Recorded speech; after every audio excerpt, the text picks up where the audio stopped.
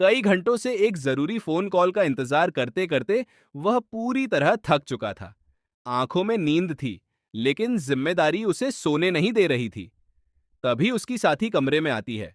उसे देखकर वह कहता है, अच्छा हुआ तुम आ गई। मैं बहुत नींद में हूं।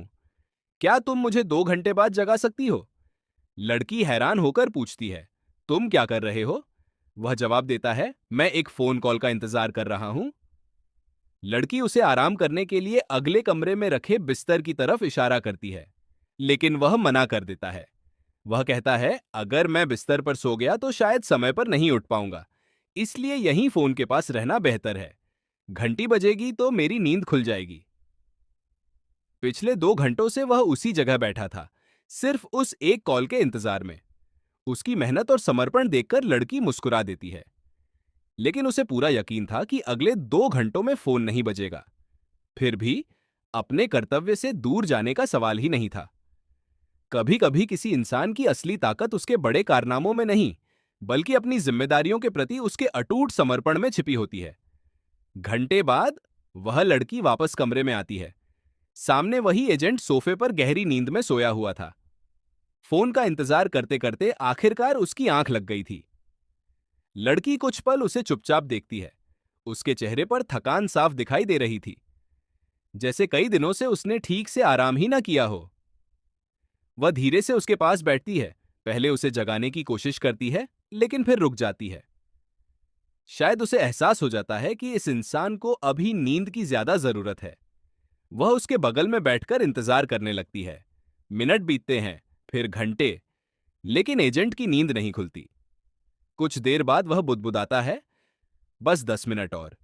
लड़की हल्का सा मुस्कुराती है और कहती है, 1 घंटे पहले भी तुमने यही कहा था। मुझे तो अब भूख लगने लगी है। नींद और जागने के बीच झूलता हुआ एजेंट फिर करवट बदलता है।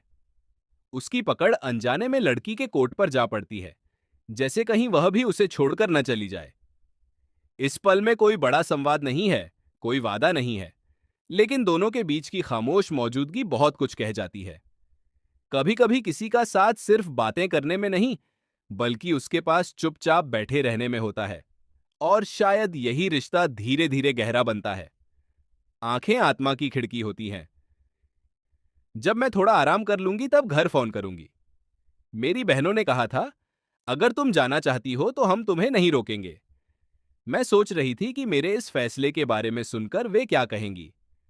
आखिर मैं अब इतनी बड़ी हो चुकी हूं कि अपनी जिंदगी अपनी मर्जी से जी सकूं।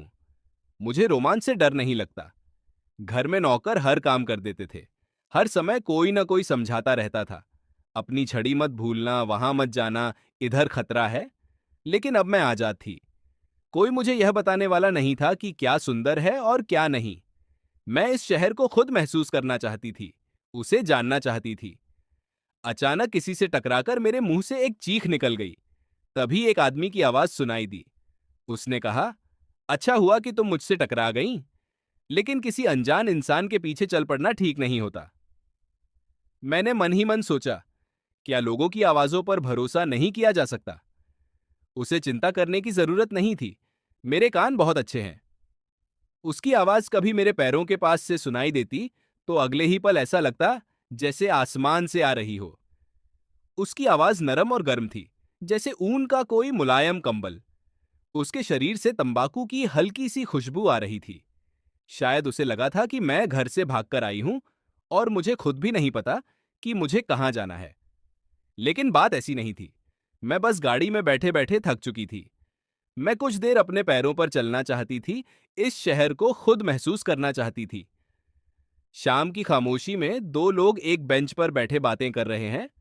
पुरुष मुस्कुराते हुए कहता है, तुम जानती हो, कभी कभी यह समझना मुश्किल होता है कि कोई सच में सो रहा है या सिर्फ सोने का नाटक कर रहा है। महिला हल्की हैरानी से पूछती है, अच्छा? वह जवाब देता है, हाँ, और यही मेरी खासियत है। महिला संतोष से कहती है, यह तो अच्छी बात है। फिर वह गंभीर होकर जोड़ती है, क्योंकि अगर कोई तुम्हें सोया हुआ समझकर हमला करने की कोशिश करे। पुरुष उसकी बात पूरी होने से पहले ही आश्वस्त करता है, मैं ऐसा कभी नहीं होने दूंगा। न खुद करूंगा और न किसी और को करने दूंगा। महिला उसकी ओर देखती है। कभी कभी समझना मुश्किल होता है कि तुम मजाक कर रहे हो या सच बोल रहे हो। पुरुष हल्की मुस्कान के साथ कहता है, यही तो मेरा सबसे बड़ा हुनर है। हल्का विराम।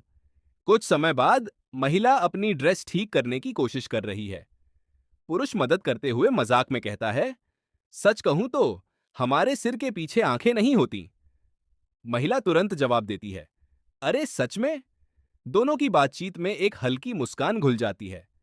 एक ऐसा पल जहां मजाक, भरोसा और अपनापन सब एक साथ मौजूद हैं। महिला नए कपड़ों को देखकर थोड़ा असमंजस में है।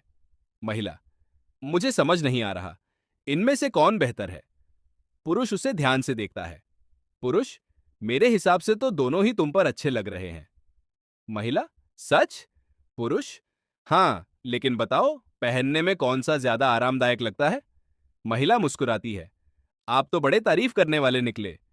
फिर वह एक अनुरोध करती है, तो क्या आप इसे मुझ पर पहनाकर देख सकते हैं।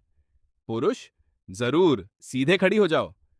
पुरुष कुर्सी से उठता है और पूरी गंभीरता से फिटिंग देखने लगता है। पुरुष, अपने हाथ ऊपर करो। महिला तुरंत मान जाती है, खुशी से।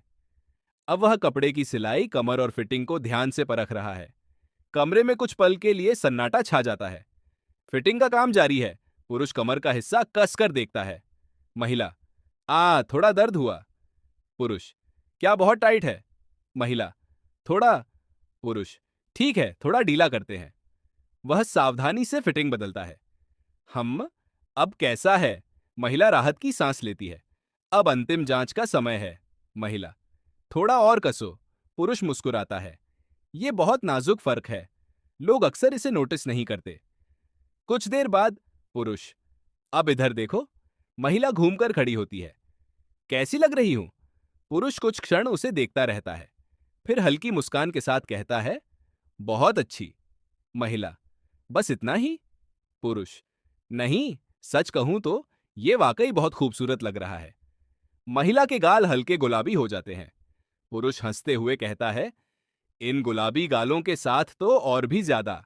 महिला शर्माकर जवाब देती है, जनाब, आप मजाक कर रहे हैं।